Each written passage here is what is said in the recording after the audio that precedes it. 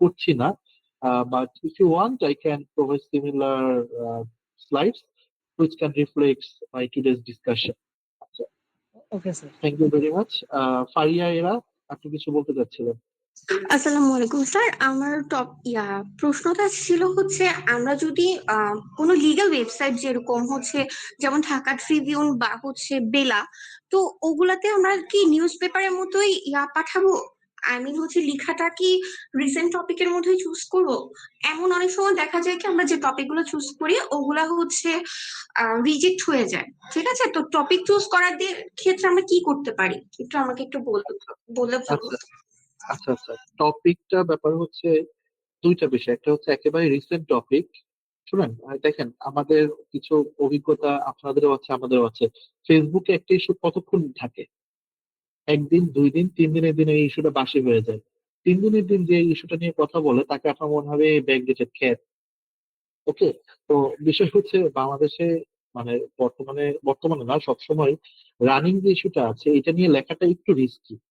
আপনারা যেটা করতে পারেন যে, হ্যাঁ, রিসেন্ট ইস্যু নিয়ে অবশ্যই লিখবেন, তবে চেষ্টা করবেন এমন সব ইস্যু নিয়ে লেখা যে ইস্যুটা আজকে যেমন এটার আপিল আছে, কালকে আপিল থাকবে, 3 দিন পরও থাকবে, 3 মাস পরও থাকবে। একটু এখানে আমাদেরকে স্ট্র্যাটেজিক হতে হবে যে আমি যে ইস্যুটা চুজ করছি এই ইস্যুটার জন্য আপিল 3 দিনই ফুরিয়ে না যায়। ওকে, আমি আপনাদেরকে কিছু গাইডলাইন দিচ্ছি টপিক চুজের ব্যাপারে, বাট একটু আলোচনাটা শেষ করে তারপর আমি যাচ্ছি টপিক কিভাবে আমরা চুজ করবো, কোন কোন টপিক আমাদের চুজ করা উচিত। বিশেষ করে ল স্টুডেন্ট যারা আছে তাদের কি কি টপিকটা চুজ করলে সেই লেখাটা পাবলিশ করতে হবে। স্যার আমার মিনি, আরেকটা কোশ্চেন ছিল, ক্যান আই জি আস্ক ইউ? জি জি আচ্ছা জি। স্যার, আমরা যদি কোনো ওয়েবসাইটে যদি ওপেড পাঠাতে চাই, তো লিগ্যাল ওপেড গুলা, তো ওগুলার ফরম্যাটিং কি সেম? আই মিন হচ্ছে টাইমস নিউ রোমান, তারপরে হচ্ছে font size 12 and line spacing 1.5, এই ফরম্যাটে কি আমরা পাঠাবো? এবং ওয়ার্ড লিমিটটা কি 800 থেকে হ্যাঁ 1200-র মধ্যে হতে হবে? হ্যাঁ হ্যাঁ, এটা মোটামুটি মোরাললেস সেমই থাকে। 19-20 কিছু হয়, ওইটা আপনি যে ওয়েবসাইটে পাঠাবেন আপনি একটু খুঁজে দেখবেন যে তাদের কোনো নিজস্ব গাইডলাইন আছে কিনা, বা তারা কি চাচ্ছে, তারা শব্দের সঙ্গে কত যাচ্ছে।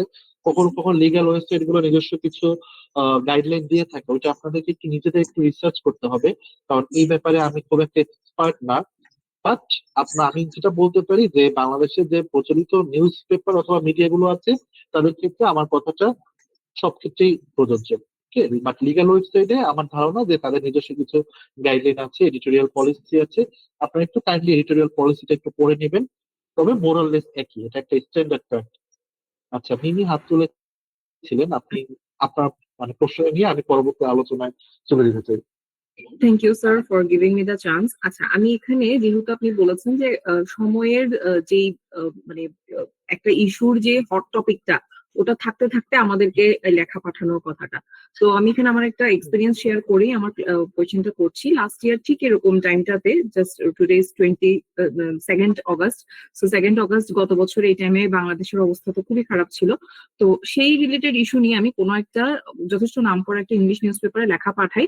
তো ওই এডিটোরিয়াল টিমটা এত লেট করে ফেলছে যে ওই মানে লেখা প্রায় 1 সপ্তাহ পর আমাকে রেসপন্স করে। সো আমার একটা সাজেশন অর এক্সাম্পল বা আপনার এক্সপিরিয়েন্স থেকে একটা বিষয় আমাকে একটু জানাতে হতে হবে। সেটা হচ্ছে কি বাংলাদেশের ইংলিশ এবং বাংলা কোনো নিউজ পেপার আপনার এক্সপিরিয়েন্স থেকে যারা খুব ফাস্ট ফাস্ট রেসপন্স করছে, মানে টপিকের হটনেসটা থাকতে থাকতে রেসপন্স করছে, এরকম কয়েকটা সাজেশন কি দেওয়া যাবে? কারণ এরকম আমার অনেক ইন্টেলেকচুয়াল জাস্ট ওয়েস্ট গিয়েছে ওদের লেট রেসপন্সের কারণে।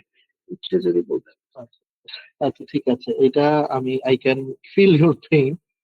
এটা আমার ক্ষেত্রেও হয় যে বাংলাদেশের সব মিডিয়াকে প্রম্পটলি রেসপন্স করে না, রেসপন্সিভ হয় না, প্রম্পট রেসপন্স করে না, দু একটা আউটলেট ছাড়া। এর ভিতর ইংরেজি একটা আউটলেট আছে যেটা হচ্ছে যে 7 দিন পর পরে 10 দিনের টপিক জমে ঠান্ডা হয়ে যায়। ওকে, আচ্ছা যাই হোক, আমি আপনার এটা বুঝতে পেরেছি। কেমন, আপনি যদি একেবারে রিসেন্ট টপিক নিয়ে লিখতে চান এবং চান আপনার সেই লেখাটা অথবা ইন্টেলেকচুয়াল পার্সপেক্টিভটা প্রকাশিত হোক, সেক্ষেত্রে আমি বলবো টেক ইউর টাইম, আপনি একটু সময় নেন, আপনি বেশ কিছু লেখা পাবলিশ করেন, আপনার মোটামুটি একটা ক্রেডিবিলিটি বাড়ুক, তারপর হচ্ছে আপনি শুরু করেন। কারণ আমি দেখেছি, আমিও আপনার মতোই ভুক্তভোগী, যেরকম হয়েছে যে একেবারে মানে গরম গরম মানে ধোয়া উঠছে এরকম একটা টপিক নিয়ে লিখেছি, বাট এই যে রেসপন্স করেই তো নাই, অথবা যখন হচ্ছে এটা নিয়ে পাবলিশ করেছে তখন আর এই টপিকের কোনো দাম নেই, এই টপিক মানুষ ভুলে গিয়েছে, তো এই টপিক নিয়ে পড়লে মানুষ বলবে হালাই খেয়ে। ওকে, সরি ফর মাই স্ল্যাংনেস। ওকে, মানুষ এইভাবে আসলে চিন্তা করে, সরি ফর দ্য স্ল্যাং, যে খ্যাত, যে এখন এইটা নিয়ে কথা বলে। খেয়াল করেন এই যে এত বড় একটা ট্র্যাজেডি হয়ে গিয়েছে, এটা নিয়ে আমি আমি নিজেও হচ্ছে লিখেছি ভালো একটা লেখা। আমি বুঝতে পারি মানে একটা কিছু কিছু আছে না, লেখা লিখে মানুষের মানে কি হয়, স্যাটিসফ্যাকশন যে এই লেখাটা ভালো লিখছে। এই যে মাইলস্টোন ট্র্যাজেডি নিয়ে লিখেছি, যে ওভারঅল আমাদের যে এমার্জেন্সি রেসপন্স নিয়ে আমি লিখেছি, অথবা মেডিকেল এমার্জেন্সি রেসপন্স নিয়ে লিখেছি, তো লেখা পাবলিশ হয় বা এটা কোনো নেই, গুরুত্ব নেই। এখন যদি এই লেখা কোনো মতো যদি পাবলিশ হয়, তখন কি মানুষের মন তো মানে হয় খুব দ্রুত চেঞ্জ হয়ে যায়। তো যাই হোক, মানে আপনি যেটা বলেছেন যে এরকম কোন নিউজ মিডিয়া আছে কিনা যারা প্রম্পট রেসপন্স করে, আছে। দেখা যাবে ওই মিডিয়ায় হয়তো প্রম্পট রেসপন্স করেছে, কিন্তু ওই যে টেক ইউর টাইম, যে আপনি একটু সময় নেন, যে আপনি আগে এমন কিছু লেখা লেখেন যেগুলো আর কি মোটামুটি ইউনিভার্সাল, যে আজকেও যেটা আপিল আছে 3 মাস পরও সেটা আপিল আছে। এই ধরনের কিছু লেখা লিখে মোটামুটি আপনার নামটাকে একটু প্রতিষ্ঠিত করেন, তারপর হচ্ছে মোটামুটি যখন আপনার লেখাটাকে তারা মূল্যায়ন করবে, অথবা আরো দু একটা মিডিয়া আপনার লেখাটাকে মূল্যায়ন করবে, তখন আপনি একেবারে হট টপিক নিয়ে লেখেন, রিসেন্ট ইস্যুস নিয়ে লেখেন। অথবা রিসেন্ট ইস্যুস নিয়েও চাইলে এমন ভাবে লেখা যায় যে লেখাটার আপিল আজ থেকে 3 মাস পর অথবা 1 বছর পরও থাকবে। সেটা আসলে অভিজ্ঞতা এবং লেখার টেকনিক ডেভেলপমেন্টের উপর ডিপেন্ড করে। তবে লিখতে পারেন, কোনো সমস্যা নেই। এটা আসলে সত্যি কথা বলতে আমি নিজেও ভুক্তভোগী, এখনো ভুক্তভোগী হই, যে সব সময় সব লেখা প্রম্পট রেসপন্স পাওয়া যায় না। এন্ড এটাতে আসলে আহ ভেঙে পড়লে হবে না, এই বিষয়ে আমি একটু পরে কথা বলছি। রিজেকশন নিয়ে একটু পরে কথা বলছি। রিজেকশন নিয়ে আমার আলাদা একটা আলোচনার বিষয় আছে। আমি জানি আলোচনাটা একটু দীর্ঘ হয়ে যাচ্ছে, মানে যাদের ধৈর্য আছে আপনারা একটু ধৈর্য ধরে শুনবেন, কারণ আমি যেহেতু চাই আপনারা লেখেন, লেখা লেখি শুরু করেন, কারণ আপনারা লিখলে আমারই লাভ। কারণ আপনারা যখন লিখবেন তখন আপনারা পত্রিকা পড়বেন, পত্রিকা পড়লে আমি যেহেতু লিখছি আমার লেখাও পড়বেন, আর আপনাদের লাভ হচ্ছে আপনারাও লিখছেন, আপনাদের এক্সপোজার হবে, আরো অনেক বেনিফিশিয়াল ব্যাপার তো আপনাদের সাথে শেয়ার করছি। তো আপনারা একটু ধৈর্য নিয়ে থাকেন।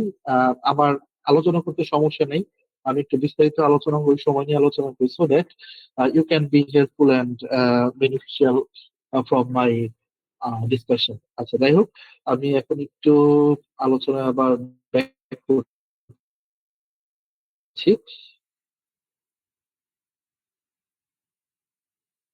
আচ্ছা, আপনারা কি দেখতে পাচ্ছেন? আই হোপ আপনারা দেখতে পাচ্ছেন, কোনো ইস্যুস আমি দেখতে পাচ্ছি না। এখন আসলে একটু টপিক নিয়ে কথা বলি, যে আপনারা কি টপিক নিয়ে লিখতে পারেন। আমি আপনাদের কিছু ইনসাইট দিচ্ছি যে এই টপিকে আপনারা লিখতে পারেন। তবে এই টপিকে যে আপনারা স্টিক থাকবেন বিষয়টা আসলে তা না।